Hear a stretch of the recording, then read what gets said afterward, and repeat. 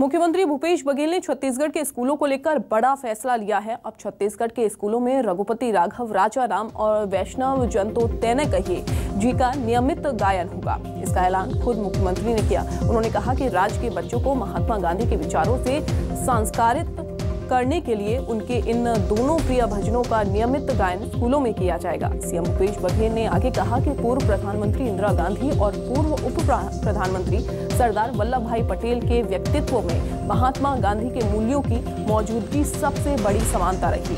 इन दोनों ही विभूतियों के जीवन को गांधी जी के ही विचारों ने गढ़ा था। 31 अक्टूबर को उन्हें श्रद्धांजलि देते हुए कहा कि उनके प्रेरणा पुरुष महात्मा गांधी के विचारों के माध्यम से ही राज्य के बच्चों में सामाजिक एकता और समरसता की भावना को मजबूत किया जाएगा।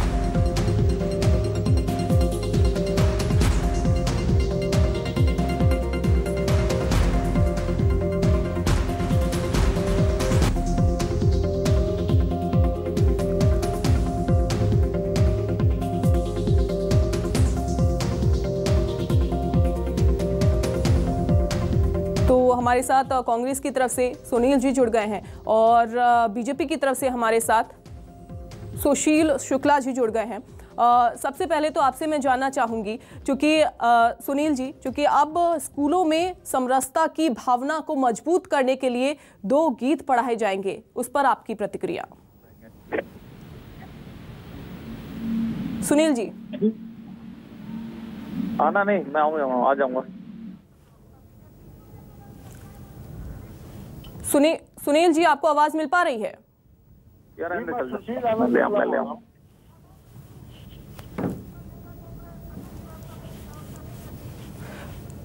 तो सुशील जी हमारे साथ जुड़े हुए हैं। सुशील जी, अब क्या कहेंगे? सीएम बघेल का ये बड़ा ऐलान कर दिया गया है, स्कूलों में बच्चों को 2 गायन अब पढ़ाए जाएंगे।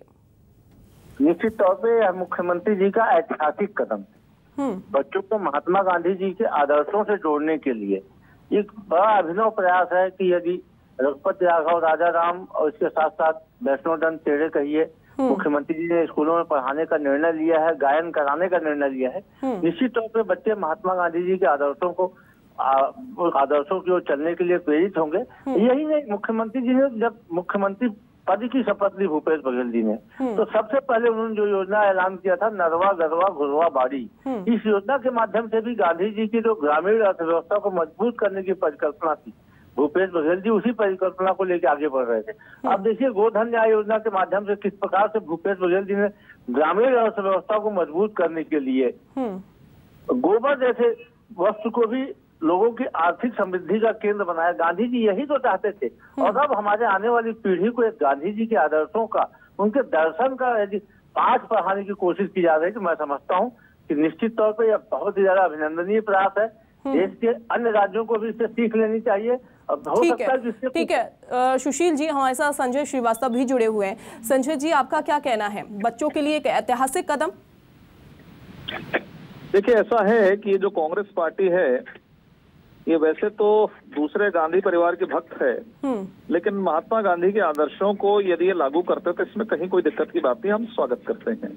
अभी तमाम प्रकार की बात कर रहे थे सुशील शुक्ला की नरवा गरवा घुरवा रही, उससे प्रेरित है, महात्मा गांधी जी से प्रेरित है। मुझे लगता है कि शायद ये भूल रहे हैं कि शराब के सेवन का भी महात्मा गांधी समर्थन नहीं करते थे, उसका विरोध करते थे। और इनके मुखपत्र में, इनके मुख्य एजेंडे में सरकार बनाने के लिए सबसे बड़ा कदम इनका था शराबबंदी का। मुझे लगता है कि उस पर जो प्रैक्टिकल, जो व्यवहारिक दिक्कतें आ रही हैं, हम भजन करेंगे, कोई नहीं कर रहा है, कोई बात नहीं, करना चाहिए, बहुत अच्छी बात है। लेकिन शराब पीने से मौतें हो रही हैं, हत्याएं हो रही हैं, घर उजड़ रहा है, वो पालन करते तो शायद मुझे लगता है कि महात्मा गांधी के आदर्शों का पालन करता दिखाई देता। अब रघुपति राघव राजाराम कहीं दिक्कत नहीं, इसका पालन नियमता होना चाहिए। ऐसा नहीं कि केवल क्योंकि अभी तक 3 वर्ष का जो अनुभव है, बच्चों को अगर स्कूलों में ये सारी चीजें पढ़ाई जा रही हैं, लेकिन बच्चों को, संजय जी, अगर बच्चों को ये सारी चीजें स्कूलों में पढ़ाई जा रही हैं, तो क्या रघुपति राघव राजाराम की जो बातचीत है, वो क्या ये बताएं, घोषित करें कि मिशनरी स्कूलों में भी करवाएंगे कि नहीं? कि केवल जिनको करना है करे, जिनको नहीं करना। हम तो शुरू से कर रहे हैं, हम तो राष्ट्रगान की मांग कर रहे हैं, लेकिन ये सरकार राष्ट्रगान कभी तक लागू नहीं कर पाई। राष्ट्रगान भी लागू होना चाहिए देश के लिए। रघुपति राघव राजाराम भी तमाम मिशनरी स्कूल से लेकर प्रत्येक स्कूल के लिए सूचनाएं जाएं कि सभी स्कूलों के अंदर में ये होना चाहिए। ऐसा नहीं कि जिसकी इच्छा और ही कर रहा है, जिसकी इच्छा और नहीं कर रहा है। ठीक है, सुशील जी से जवाब ले लेती हूँ। सुशील जी क्या कहेंगे? क्योंकि संजय जी की तरफ से तो कहा जा रहा है कि शराबबंदी को नहीं बंद कर पाए, शराब जो है वो बंद नहीं कर पाए, और ऐसे तरीके की जो प्रतिक्रियाएं हैं वो निकल कर सामने आ रही हैं। देखिए, ऐसा है कि कहीं न कहीं संजय जी की प्रतिक्रिया से तय हुआ कि स्वागत तो कर रहे हैं, लेकिन कहीं कहीं से अंदर से जो गोडसे का आदर्शवाद है वह इनको कचोट रहा है कि महात्मा गांधी जी का जो राष्ट्रगान है, कैसे महात्मा गांधी जी का वैष्णव जन कैसे स्कूलों में पढ़ाया जाएगा, कैसे रघुपति राघव राजाराम पढ़ाएगा। इनके अंदर से जो इनका जो गोडसेवाद है वो कचोट रहा है। दरअसल शराब को छत्तीसगढ़ में सरकारीकरण किसने किया था? इनकी सरकार ने किया था। रमन सिंह जी के समय 300 करोड़ रुपए जो शराब का राजस्व था 5000 करोड़ गया था, और निश्चित तौर पे छत्तीसगढ़ के हर स्कूलों में लागू होगा, चाहे वो मिशनरी की स्कूल हो या फिर आरएसएस के स्कूल हो।